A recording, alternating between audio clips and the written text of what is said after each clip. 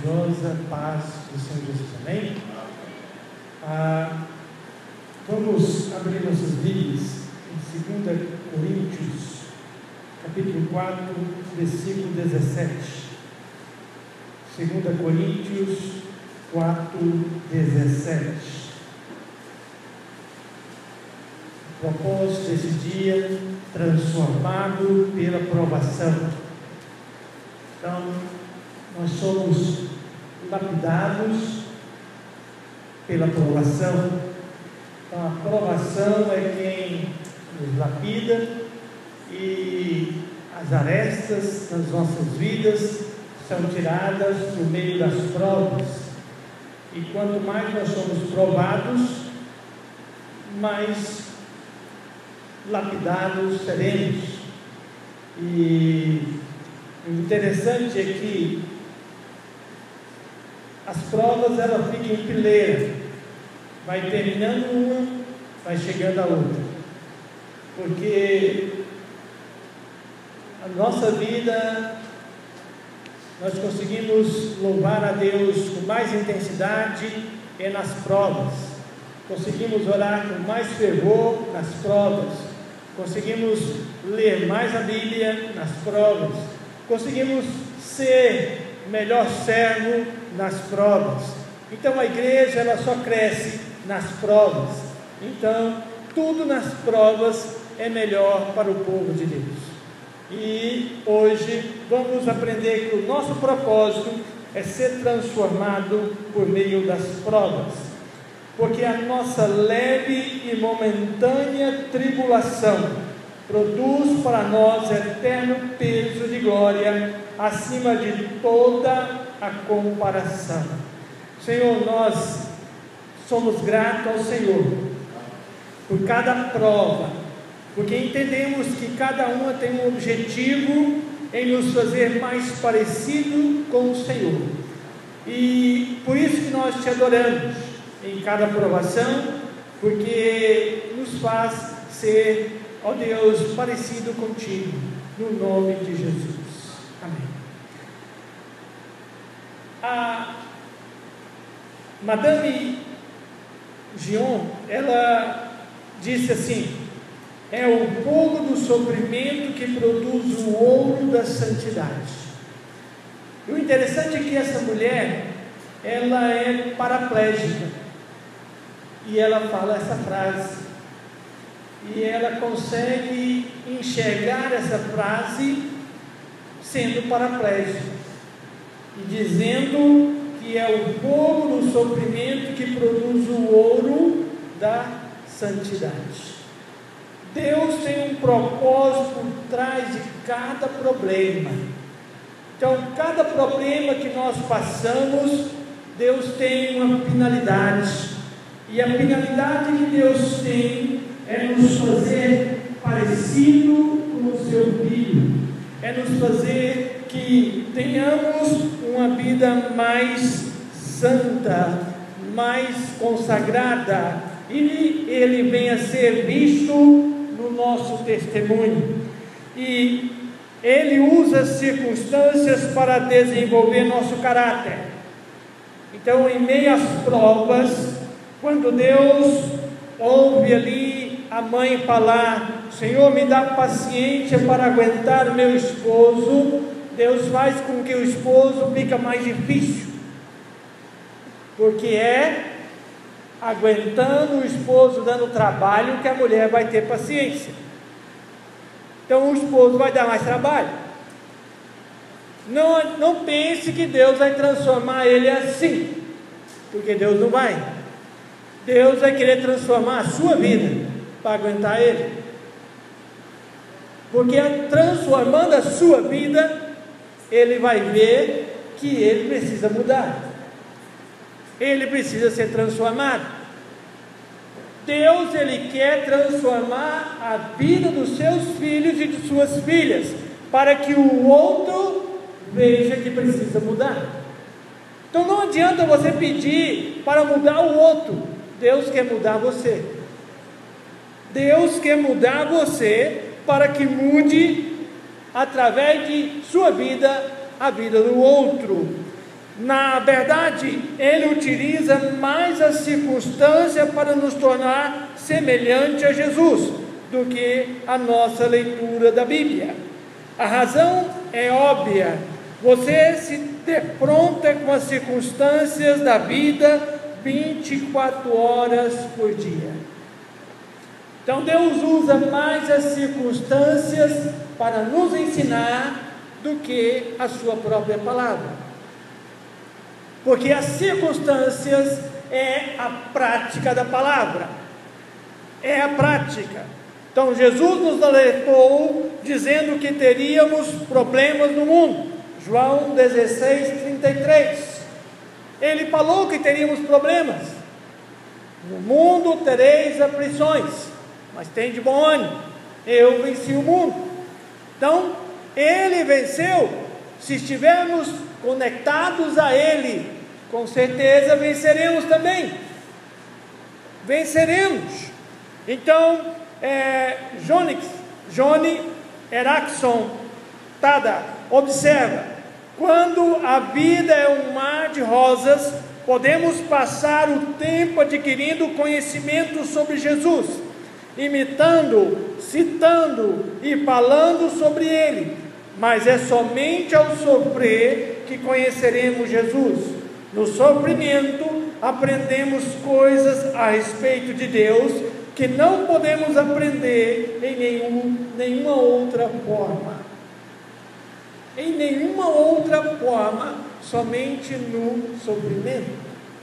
Irmãos, quando eu me defrontei com o que Pedro passou antes de morrer, eu fiquei pasmado. Pedro, antes de ele ser crucificado, ele viu sua mulher morrer. Ele viu a sua mulher morrer. E ele foi falado para ele e para ela: você quer morrer? Se você não quiser morrer, negue Jesus. E Pedro falou: não negue Jesus, só vai doer um pouco. Se você negar Jesus, vai doer o resto da sua vida. Se você não negar, vai doer só um pouco. E um pouco vai fazer você entrar na eternidade. Se você negar, vai doer na eternidade. E você vai ficar sem Jesus. E a mulher dele não negou, e ela morreu. E Pedro não negou, e foi crucificado de cabeça para baixo. Então nós podemos entender que o sofrimento nos faz enxergar Jesus, e o sofrimento nos faz aparecer, e o povo vê Jesus em nossa vida. Jesus em nossa vida. Deus podia ter mantido José fora da cadeia. Gênesis 39, 20 a 22. Daniel fora da cova dos leões. Daniel 6, 16 a 23. Evitando que Jeremias fosse lançado em um poço, não fosse lançado em um poço de lama. Jeremias 38, 6. Impedindo os 3 naufrágios de Paulo. 2 Coríntios 11, 26. Evitando os 3 jovens hebreus fossem jogados na fornalha em chamas. Daniel 3, de 1 a 26. Mas não o fez. Sabe por que não o fez? Porque ele deixou que esses problemas ocorressem em decorrência deles. Cada um desses homens foi trazido para mais perto de Deus, e Deus foi visto na vida deles. Muitos viram Deus na vida dessas situações. Até Nabucodonosor reconheceu a glória de Deus, o rei da Babilônia. Dario viu Deus quando Daniel não foi comido pelos leões. Em todos esses problemas, Deus foi glorificado. Então deixa Deus ser glorificado na sua vida, na sua casa. Em vez de você xingar, glorifique a Deus. Em vez de você amaldiçoar, glorifique a Deus. Porque quando você glorificar, Deus vai ser visto em sua vida. Deus vai ser visto. Uma vez que Deus está soberanamente no controle, acidentes são apenas circunstâncias do plano de Deus para você e para mim. Como todos os dias em sua vida foram escritos no calendário de Deus, antes que você nascesse. Salmo 139, verso 16. Tudo que acontece com você tem significado espiritual. Nada foge do controle de Deus. Deus já sabia tudo que ia acontecer conosco. Tudo. Nada fugiu do controle de Deus. Então tudo que está escrito vai acontecer. E Deus quer ser glorificado com o nosso testemunho. Deus quer ser visto em tudo em nossas vidas. Ele quer ser visto. Romanos 8, 28 e 29. Explique por quê. Sabemos que Deus age em todas as coisas, de modo que trabalhem em conjunto para o bem dos que o amam, e são chamados de acordo com o seu propósito, pois Deus conhecia de antemão as pessoas e as escolheu para se tornarem iguais ao seu Filho. Então, se Deus nos predestinou e nos escolheu para nos tornar semelhante ao seu Filho, Jesus sofreu. Por que nós não iríamos sofrer também? Se Deus deixou o seu Filho sofrer, por que nós não iríamos sofrer? Se Jesus enfrentou tudo por nós, por que nós não iríamos enfrentar tudo por Ele? Por quê? Não pela nossa salvação, mas pela vida que Ele nos deu, porque somos salvos. Pela vida, por esse amor que temos por Ele. Então, compreendemos Romanos 8, 28 e 29. Essa é uma das passagens bíblicas mais incompreendidas e erroneamente citadas. Ela não diz: Deus faz tudo, que tudo saia de forma que eu quero. É lógico que isso não pode ser verdade. Também não diz: Deus faz que tudo na terra acabe com um final feliz. Isso também não é verdade. Existem muitos finais infelizes sobre a terra. Vivemos em um mundo caído. Somente no céu tudo é perfeito da forma que Deus quer. E por isso que temos de orar: seja feita a tua vontade, assim na terra como no céu. Mateus 6, verso 10. Para compreender inteiramente Romanos 8, 28 e 29, você deve examinar frase por frase. Sabemos. A primeira frase: sabemos. Devemos compreender que a nossa esperança em tempos difíceis não é fundamentada em pensamentos positivos, em anseios ou em otimismo natural. É uma certeza que baseia na verdade de Deus, tem pleno controle. Então Deus tem pleno controle de toda a situação. Nada foge do controle de Deus. Se estamos enfrentando uma situação, ou é pela vontade de Deus, ou é pela permissão, porque procuramos aquele problema. Temos que saber qual a razão. Ou eu procurei, ou Deus quer, com sua vontade, que eu passe por aquilo. Mas das duas formas, eu tenho que passar. Eu tenho que passar glorificando a Deus e servindo a Deus. Então sabemos que Deus age. Há um grande projetista por trás de tudo. Nossa vida é o resultado não é o resultado de um acaso fortuito, destino ou sorte. Existe um plano mestre. A história pertence a Deus. É Deus que controla o reino. Nós cometemos erros, mas Deus jamais. Deus não pode cometer um erro, porque Ele é Deus em todas as coisas. O plano de Deus não pode nossas vidas envolver tudo o que acontece, erros, pecados e mágoas. Ele inclui doenças, dívidas, acontecimentos infelizes, divórcios e a morte de pessoas queridas. Deus pode fazer o bem aflorar da pior perversidade. Ele fez isto no Calvário, não se de forma isolada ou independente. Os fatos de sua vida agem em conjunto, conforme o plano de Deus. Não são atos isolados, mas parte independentemente do processo que o tornarão semelhante a Cristo.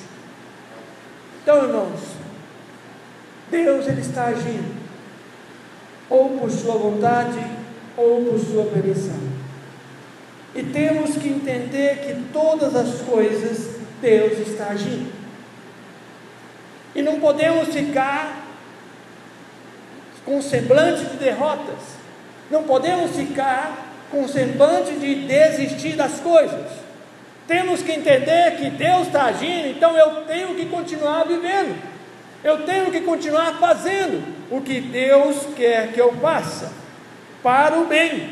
Então, se Deus permitiu eu passar, tem algo que Ele quer me ensinar, que Ele quer fazer. Se nós formos analisar a genealogia de Jesus, na sua genealogia, foi usada ali na sua genealogia 4 mulheres, e essas 4 mulheres, elas tiveram procedimentos inadequados, mas Deus usou a si mesmo, então, para o bem. Isso não quer dizer que tudo na vida seja bom. Grande parte do que acontece no nosso mundo é mau e cruel, mas Deus é especialista em atrair o bem de tudo isso.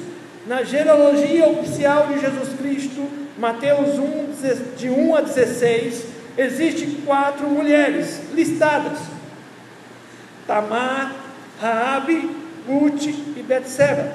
Tamar seduziu seu sogro para se engravidar. Raabe era prostituta. Ruth nem mesmo era judia e infringiu a lei casando com um judeu.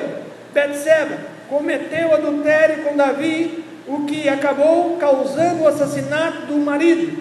Não são exatamente reputações excelentes, mas Deus fez que o bem resultasse do mal, e Jesus veio através dessa linhagem. O propósito de Deus é maior que nossos problemas, nosso sofrimento e até mesmo nossos pecados. Então Deus está agindo, Ele age em todas as circunstâncias, Ele age de todas as maneiras. Então Ele pode moldar, pode trabalhar em várias situações daqueles que o amam e são chamados. Essas promessas é somente para os filhos de Deus e não para todos. Todas as coisas contribuem para o mal daqueles que vivem em oposição a Deus, insistindo em seguir o próprio caminho. Mas para aqueles que amam a Deus, Deus tem planos e Deus tem um chamado. Tem um chamado de acordo com o seu propósito. Que propósito é esse? Que sejamos iguais a seu Filho. Então Deus quer que você seja parecido com Jesus. E como Jesus agiu na adversidade, Deus quer que você haja na adversidade. Deus quer que você haja em meio ao sofrimento. Deus quer que você haja em meio a sofrimento, a solução dos problemas. Deus quer que você tenha uma vida que Ele seja visto, porque tem pessoas na sua casa que Ele quer alcançar, mas Ele quer alcançar através da sua vida. É através da sua vida. Porque às vezes ele está ouvindo um pregador, mas ele não quer a vida daquele pregador, ele quer ser visto na sua vida, de acordo com o seu propósito. Então Deus tem um propósito, edificando um caráter semelhante ao de Cristo. Somos como joias moldadas com um martelo e um cinzel da adversidade. Então, se você pegar ali uma joia e levar para um joalheiro, ele vai trabalhando, lapidando ali, até que ela se transforma. O ouro, quanto mais ele passa pelo fogo, mais puro ele fica, e mais caro ele é. Então, quanto mais nós passarmos pelo fogo da provação, mais puro nós ficaremos, e mais Jesus será visto em nossas vidas. Cada problema é uma oportunidade para a edificação do caráter, e quanto mais difícil for, maior será o potencial para o desenvolvimento de músculos espirituais e de fibra moral. Então Deus quer ser visto reagindo aos problemas como Jesus reagiria. Os problemas não produzem automaticamente a vontade de Deus. Muitas pessoas se tornam mais amargas em vez de melhorar. Nunca crescem, porque você tem de reagir na forma que Jesus reagiria.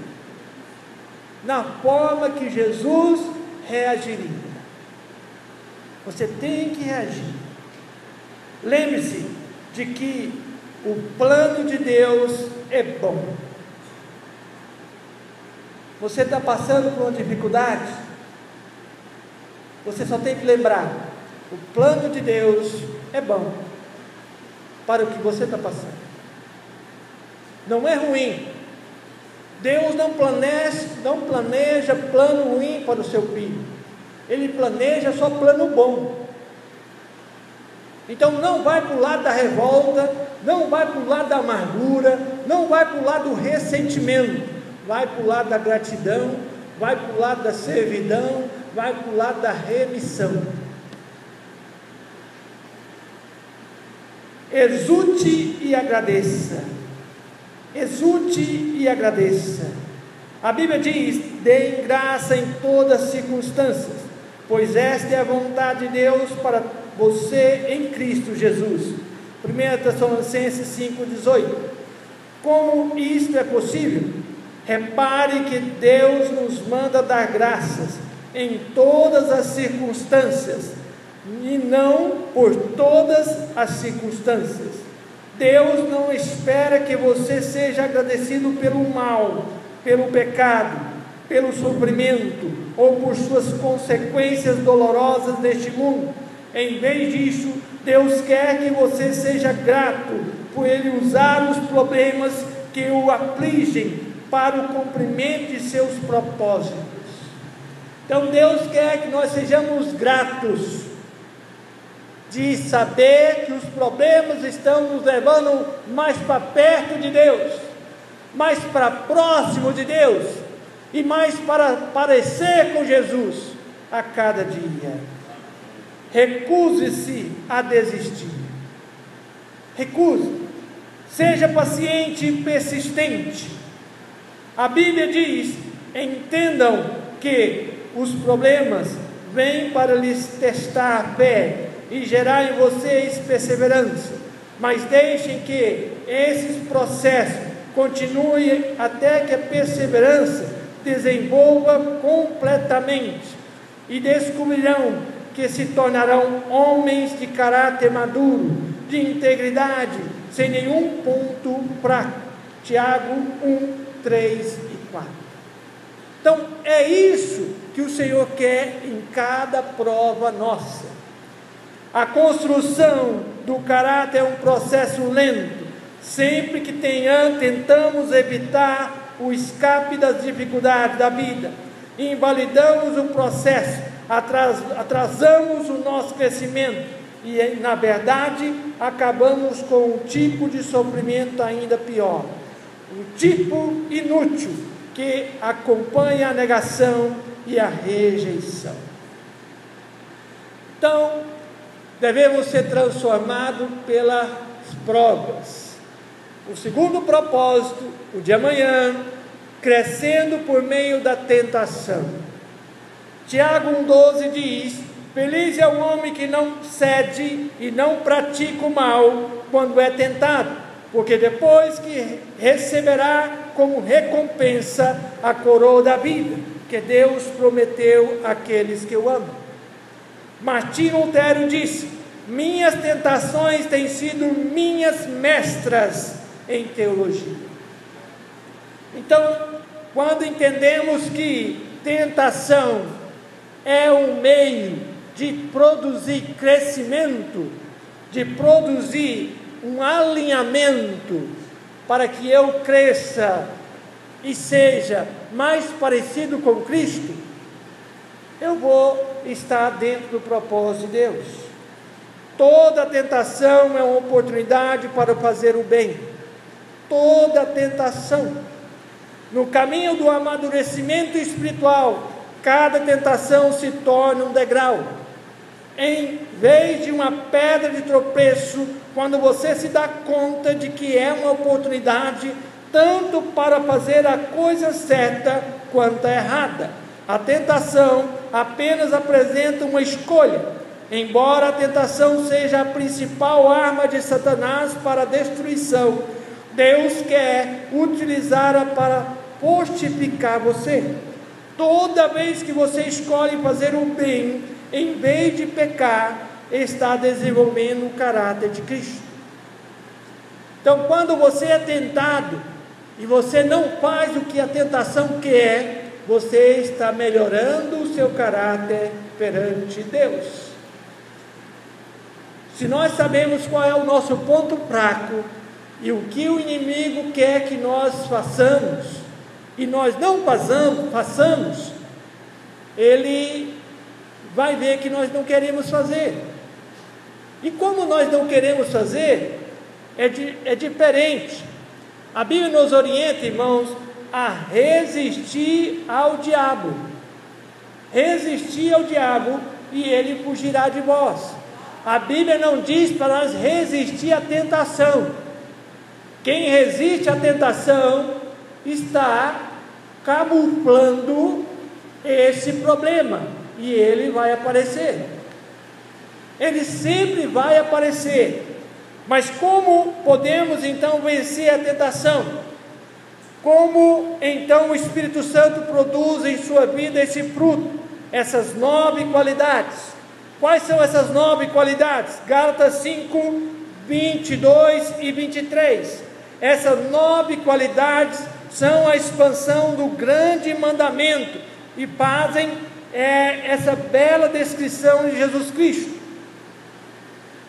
Aquelas 9 qualidades de Gálatas 5, 22 e 23, são os caráteres, o caráter que Cristo quer que nós desenvolvemos. A próxima frase é uma das mais importantes verdades espirituais que você pode aprender. Deus desenvolve o fruto do Espírito em sua vida, permitindo que você passe por situações nas quais é tentado a exteriorizar uma característica exatamente oposta. O desenvolvimento do caráter sempre envolve uma escolha, e a tentação supre a oportunidade. Então, se você entender que a tentação é o oposto que Deus quer que você faça, do fruto do Espírito de Gálatas 5, 22 e 23, você vai desenvolver o seu caráter de Cristo. O caráter de Cristo que Paulo ensina ali, que está também no grande mandamento. Como a tentação funciona? É útil saber que Satanás é absolutamente previsível. Então ele é previsível. Ele tem usado a mesma estratégia bem como velhos truques, desde a criação. Todas as tentações seguem o mesmo padrão. Foi por isso que Paulo falou: somos bem familiarizados com seus esquemas malignos. 2 Coríntios 2:11. Na Bíblia, aprendemos que a tentação segue um processo de 4 fases, que Satanás usou tanto em Adão e Eva quanto em Jesus. Então é o mesmo, e até hoje ele usa a mesma forma para derrubar qualquer pessoa. Essas 4 fases. Então, quais são? Na primeira fase, Satanás identifica um desejo dentro de você, por ser um anseio pecaminoso, como um desejo de vingança, ou de controlar os outros. Pode ser um anseio normal e legítimo, como o desejo de ser amado, valorizado e de sentir prazer. A segunda fase é a dúvida. Satanás tenta fazê-lo duvidar do que Deus disse sobre o pecado. Será que é mesmo errado? Será que Deus realmente proibiu fazer isso? Não é possível que Deus tenha proibido isso para outro povo, em outra época. Deus não quer que eu seja feliz. A terceira fase é o engano. Satanás é incapaz de falar a verdade e é chamado de pai da mentira. João 8:44. Tudo o que ele disser será falso ou nada além de uma meia verdade. A quarta fase é a desobediência. Você acaba agindo de acordo com a ideia com que ele vinha brincando em sua mente. O que começou com uma ideia nasce com uma conduta, superando a tentação. Como? Recuse-se a ser intimidado. Então, recusa a ser intimidado. Nós devemos recusar. Segundo, reconheça seu padrão de tentação e esteja preparado para ele. Então, reconheça a palavra. Reconhecendo a palavra, mostrando como vai responder ao inimigo. E peça ajuda a Deus. Peça ajuda a Deus, derrotando a tentação. Paulo disse a Timóteo: fuja de qualquer coisa que lhe provoque os pensamentos malignos, que os rapazes muitas vezes têm, mas aproxime-se de qualquer coisa que o leve a querer fazer o bem. Tenha fé, amor, sinta prazer na companhia daqueles que amam o Senhor e tenham um coração puro. Sempre há uma saída. Sabe qual é a saída? Redirecione sua atenção para outra coisa. Sabe qual é? Fugir da tentação. Mude sua mente, seu pensamento para outra coisa. Se é televisão, mude de canal. Está passando uma cena picante, mude de canal. Ou desligue a televisão. É a praça, mude de rua. É qualquer outro lugar, não passe naquele lugar. Se é companhia, fuja da companhia. Então, temos que mudar a direção da nossa mente. Segundo, revele sua luta a um amigo devoto ou a um grupo de apoio. Grupo de apoio tem que ter alto sigilo para não sair a conversa dali. Amigo fiel, ele tem que guardar o que você contar. Tem que guardar. Então, ele não pode ser um jornal que vai sair no dia seguinte comentando em toda a cidade. Perceba sua vulnerabilidade. Então, se você é vulnerável em alguma área, peça ajuda. Não fique tentando sozinho. Peça ajuda enquanto há tempo, antes que você caia. E o último propósito, isso leva tempo. Não pensa que isso vai ser da noite para o dia. Pessoas às vezes chegam no consultório de um psicólogo ou de um psiquiatra.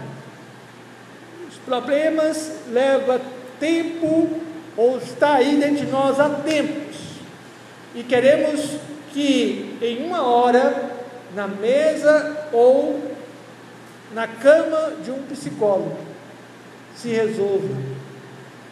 Leva anos para o problema ser adquirido e quer que saia em uma hora de consulta. Então não é assim. Tudo na terra tem seu próprio tempo, sua própria estação. Eclesiastes 3:1. Então eu tenho certeza de que Deus, que começou a boa obra em você, continuar ajudando-os a crescer em sua graça, até quando sua tarefa em você estiver finalmente terminada, naquele dia em que Jesus Cristo voltar. Então, Filipenses 1:6, Deus começou a obra, e o inimigo quer impedir. Deus quer terminar, mas o inimigo quer interromper. O inimigo sabe como podemos estar lá na frente, porque às vezes Deus já falou, e o inimigo quer impedir.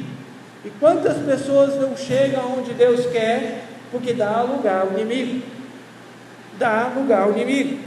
Não existe atalhos para chegar à maturidade.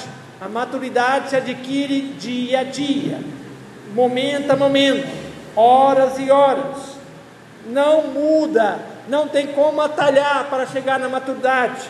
Aprendemos lentamente, temos muito a aprender, temos muito. Crescer é quase sempre doloroso e assustador. Irmãos, esse dia eu estava pensando, na morte da minha irmã, eu fiquei revoltado e com raiva de Deus. E na morte do meu filho, eu fiquei mais próximo de Deus e mais amigo de Deus. O contrário, Deus me fez passar por duas situações e duas maneiras eu agi. De duas maneiras. A primeira, revoltado e com raiva de Deus. A segunda, mais próximo de Deus e mais amigo de Deus. Então, Deus nos permite passar por problemas mais de uma vez, para que tenhamos atitudes diferentes de uma outra. Então, muitas vezes nós falamos, mas isso de novo? É porque na primeira não fomos aprovados, e Deus quer que sejamos aprovados. Deus quer. Então, é dolorosa, mas Deus quer que estejamos aprovados. Hábitos levam tempo para se desenvolver. Então Deus quer lapidar, moldar. Não se apresse. Creia que Deus está operando em sua vida, mesmo quando você não sente. Deus está operando. Mantenha um caderno ou um diário com as lições aprendidas. Mantenha.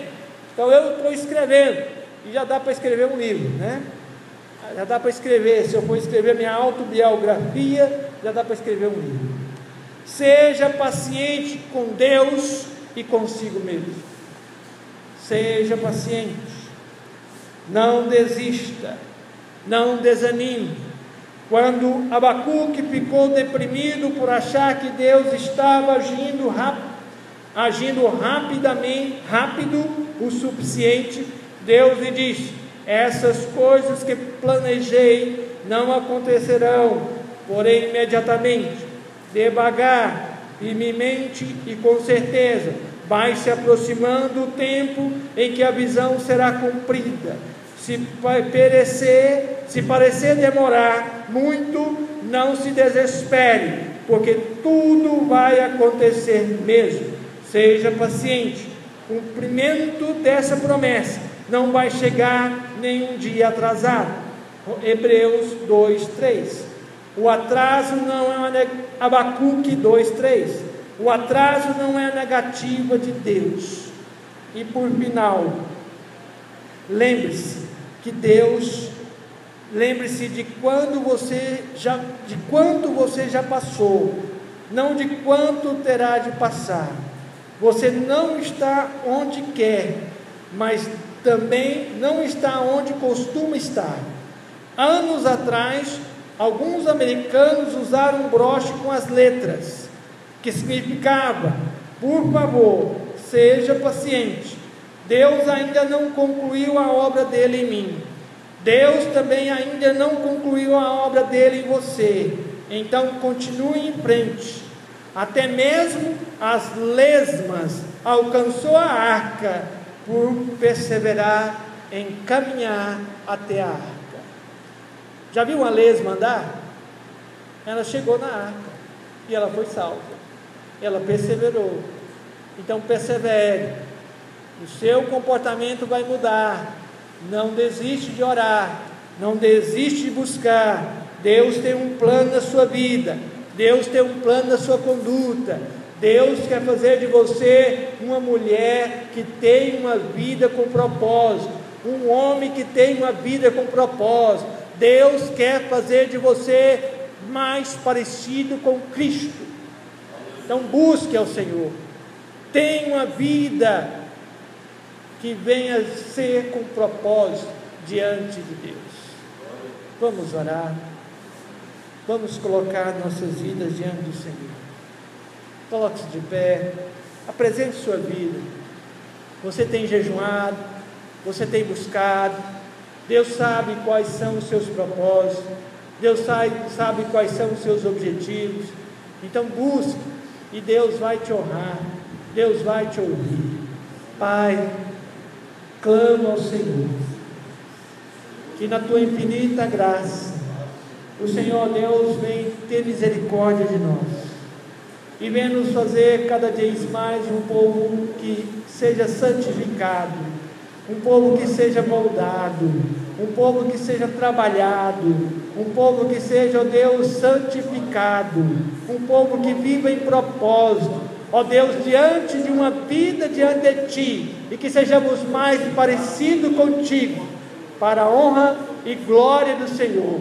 Ouve, Seu Deus, e aceite os nossos sacrifícios, conforme a Tua vontade, conforme o Teu querer, no nome de Jesus. Amém. Estejamos agora orando para o seu pedido.